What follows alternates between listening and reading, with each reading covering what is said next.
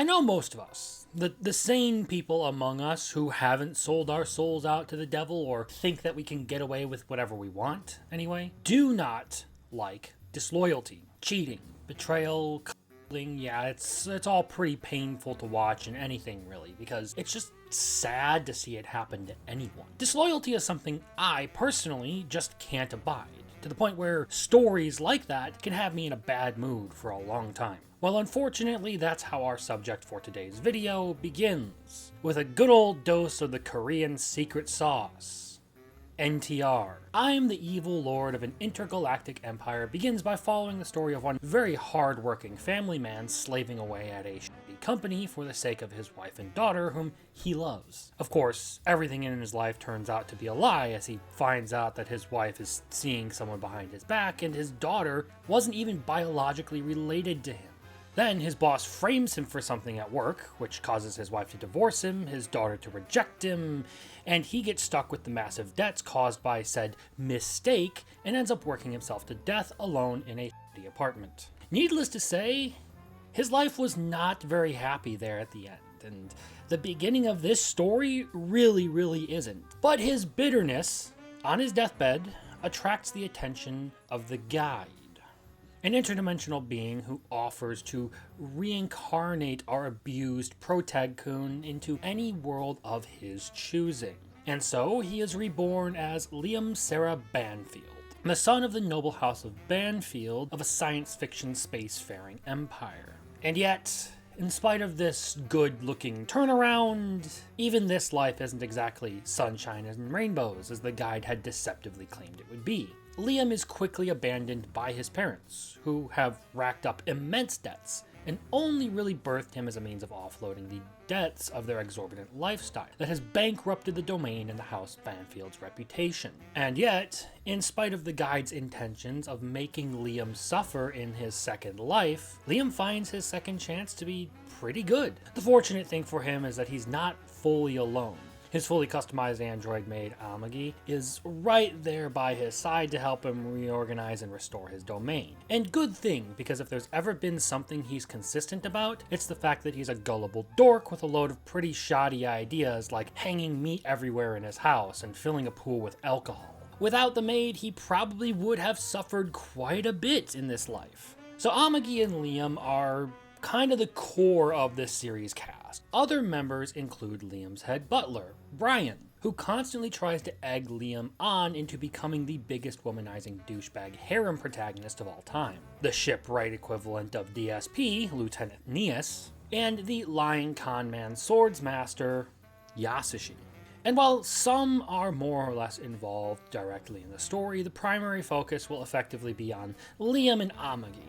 The disadvantage of this story's small cast is that Liam has thus far been the only significantly dynamic character. There is one other character in the background who has kind of been doing a B-plot thing and had her own whole story gone through, and I do have a feeling she'll be much more relevant going forward, but up to this point where I've watched in the season, she has been rather unimportant. That said, Liam has proved to be a good central figure for the show, in spite of it still being sort of on the trashy end of the isekai spectrum. Evil Lord of an Intergalactic Empire takes its time to establish the problems Liam faces and show the work put into overcoming them for the most part, especially in the form of his swords training and his piloting training. In essence, the first few episodes are spent on Liam having to learn how to fight, while he and Amagi improve his domain through economic policy and anti-corruption sort of tactics. In spite of being stuck with a con man as an instructor, Liam is able to master swordsmanship through his own right, which is pretty impressive, taking someone's absolute fiction and turning it into a completely real thing.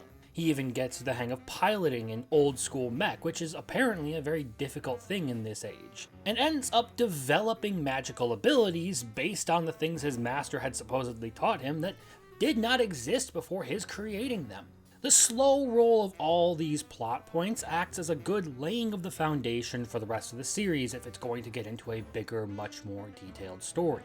Where many series would likely blitz through all of these early moments just to get to the part that everyone's interested in, so far half the season has been well spent in laying the groundwork for the major parts of the story, still yet to come. But in all of these things, really what I find to be the main draw is the main character Liam's personality, and the comedy that is derived from that. He deeply desires to be an evil lord, like he wants to be a dickhead to everyone. He wants to be the bad guy after getting screwed over in his first life because he thinks that being nice doesn't pay well, and he's just fed up after everything that happened to him. Yet everything he seems to do often is to the benefit of his people and his domain, and even his trashiest moments, like wanting to have a massive harem of women just so he could fool around with them and cuddle some other dudes, turn out to be rather normal things for someone of his position in this world, with butlers and maids encouraging him to do so and to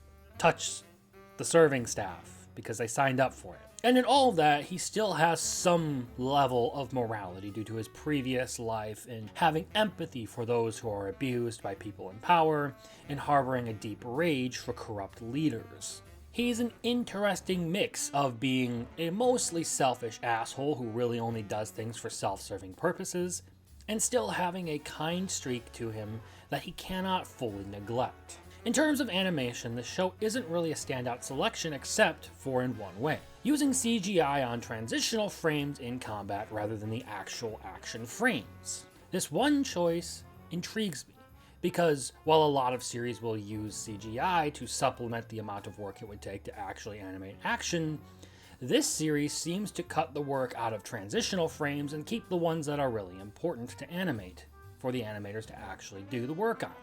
Effectively, it is putting the technology and the staff's efforts to the best uses possible in this situation.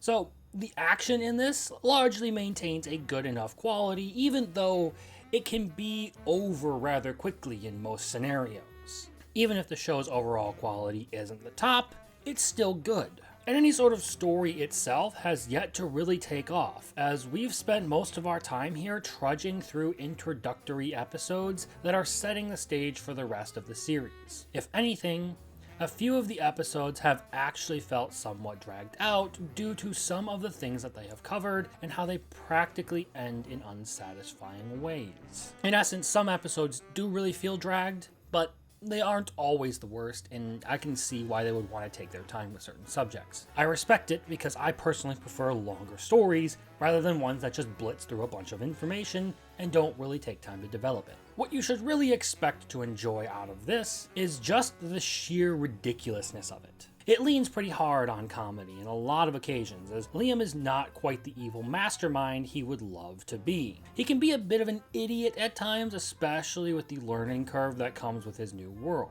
From mishaps while operating robots, to not quite being accustomed to how this world operates, and even the abandoning of his inhibitions to pursue selfish desires, or just downright inspecting the goods.